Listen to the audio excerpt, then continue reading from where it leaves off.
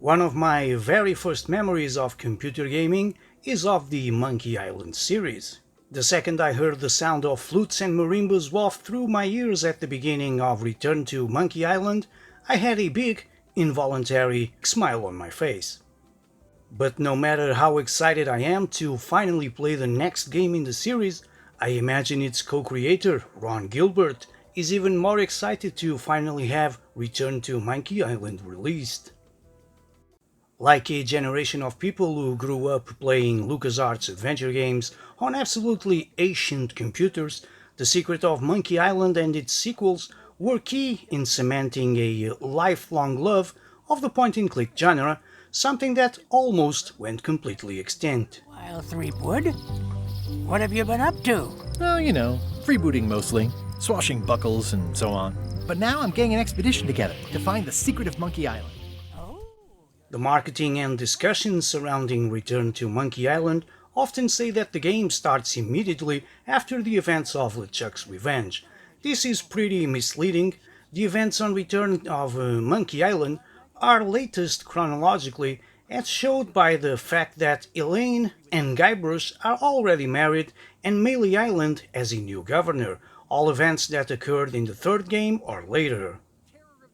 Far out on the high seas, under the scorching Caribbean sun, a soft-hearted and lovely useless pirate named Guybrush Threepwood has to face a difficult question. Now middle-aged and with a grey, stubbled face, does this non-hero still have an adventure in him, or is his story sad and done? Return to Monkey Island is developed by Terrible Toybox, the guys behind the awesome Thimbleweed Park, and published by Devolver Digital for Windows PCs in 2022. And Return to Monkey Island starts with some logos, followed by more logos and the main screen where main options are available. If you're new to the series, I do recommend taking a tour on what happened in previous adventures, a very welcome addition for newcomers or for those who completely forgot. Before the real adventure begins, the player learns about the controls and play method through the hands of Guybrush's son in a series of mini-quests. I believe this works rather well, not only as a tutorial, but also for old-school point-and-clickers like me to get acquainted with the new art style. Instead of just seeing the good old characters in their modern version, first comes the modern version and then the characters. Very much appreciated indeed. Lifelike. I wonder if it's real.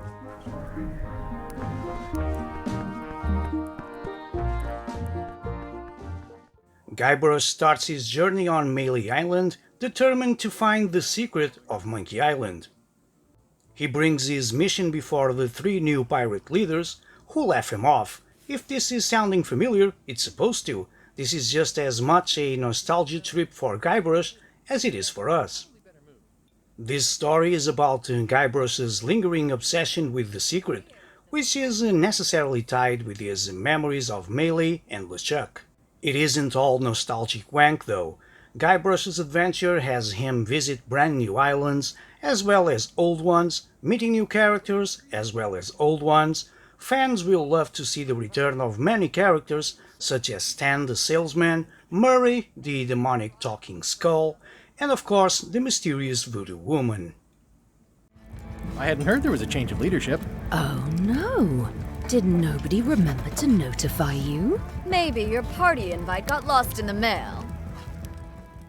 Return to Monkey Island is a homecoming, a return to old hangouts with new perspectives informed by everything that's happened since. For those who are acquainted with the original games in the series, you'll likely share the same perspectives and outlooks as Guybrush Threepwood in Return. The most obvious way that Return to Monkey Island diverges from its predecessors is in its art style. Gilbert could have gone the pixel art route to pluck some extra nostalgia, but instead is gone with a much bolder modern look. I think it looks great. In previous reviews, I said that I've come to appreciate when game developers take chances. They may or may not pay off, but I do enjoy the mix of old nostalgia with new techniques. Return's art direction is more abstract, but during its story I grew to love it. It uses a large swath of the color palette, and its over the top characters design matches Monkey Island's sense of humor very nicely. Another change in Return are the mouse actions, which have been completely streamlined to suit modern point and click adventures. No more selecting verbs from a list, or even choosing hand, eye, or mouth actions like how Curse of Monkey Island did it. Now you simply left click to examine an object or right click to interact with it. It also adds a layer of storytelling to the gameplay, as a brief description of your action or doubt provides insight into Guybrush's thoughts, often to comedic effects. The biggest drawcards of Return to Monkey Island are naturally the characters, as well as the writing and dialogue that brings them to life. Actor Dominic Armato returns as the voice of Guybrush Threepwood, and his interactions with Monkey Island's irreverent cast and off-kilter world are consistently imaginative, filled with frequent, understated gags that make the return to Monkey Island a joyful one, sprinkled with chuckles. How nice of you to notice. Big news. I'm going after the secret of Monkey Island. That sounds fantastic! You know what I remember most about Monkey Island? The time you busted me out of jail right before we went there. I don't cruise ships anymore, but maybe you can still help me out. Like you did all those years ago. Possibly, though it was kinda tricky last time, and I didn't get much out of it in the end. I would be most appreciative. And while on this subject, what of the plot? Return is set just after Monkey Island 2, but it's framed in a clever way I didn't expect. That showed me a new side of Monkey Island, its big heart which becomes quickly obvious in the playable prelude and keeps getting called back to throughout.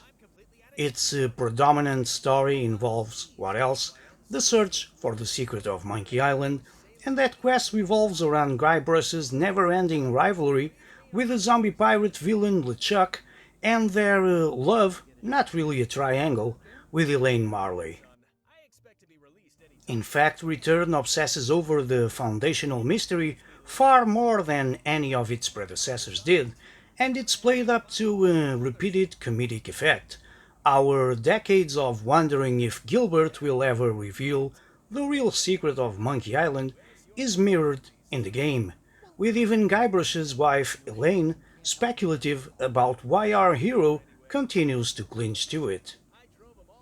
Return is truly in its element both comedically and by way of its puzzles, which are the perfect difficulty on the game's hard mode. There is a casual mode that skips some of the harder puzzles, but I do recommend the hard mode. The puzzles all make sense contextually and are far less obtuse than they were in the first few games, which could be downright diabolical. The puzzles in Return are easier to follow while still retaining a fair difficulty level. The fact remains, however, that it is a far easier game to clear. You pass? That's the beginner level, yes. The real challenge is to lock the larger box inside the smaller one. Return to Monkey Island also features an excellent, refreshingly no-nonsense hint system. It's a magical book that stays in your possession at all times, and essentially works as an in-game version of the long-running online adventure game resource, the Universal Hint Guidance System. on what is to come. It can tell me my future? In a way, think of it as a book of hints. What is it really? A book of hints. Use it wisely.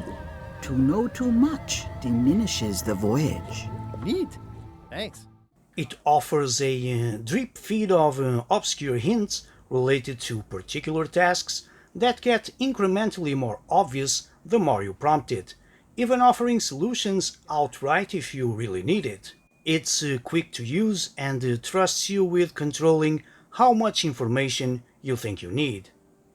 Most importantly, it stops you from pulling your attention away from the game and into a web browser, and reduces the risk of spoiling a puzzle for yourself outright. After all, sometimes all you need is the slightest suggestion on the right direction.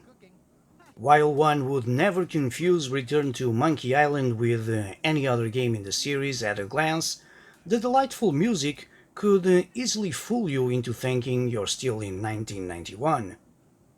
Composers Michael Land, Peter McConnell and Clint Pahakian return with another pleasantly Caribbean score, and it goes a long way toward making this feel like a proper Return to Monkey Island. The same goes with the voice cast, headlined by Dominic Armato as Guybrush Threepwood, who brings a restrained, straight man sensibility to a game filled with often absurd scenarios, though he isn't afraid to dangle a bit of sarcasm when the situation calls for it. Oh, I used to love these when I was 6. Museum of Pirate Lore. At Chamber of Commerce Midnight Luncheon. Back shortly. Everyone in this world knows Guybrush is a well-meaning mess, but they can't help but root for this hopeless underdog and be friends with him anyway. Return to Monkey Island isn't a grand reinvention of point-and-click adventure games in mechanical or narrative ambition. It is, quite literally, a return. It sticks to its own identity and aims to be the best version of itself. The result of the old team getting together again is a tale that retreads old paths, but also clearly wants to be more than just a nod to a bygone era of video games. When Threepwood goes to an oracle, the voodoo lady, for advice, she summarizes the paradox this game faces. You must walk the path, yet you have already walked the path. Return to Monkey Island pulls this off by looking backwards and forwards at the same time, reminding us that the point-and-click adventure will never really die. It's a zombie pirate that won't stay in the ground for long. Smith. John Smith.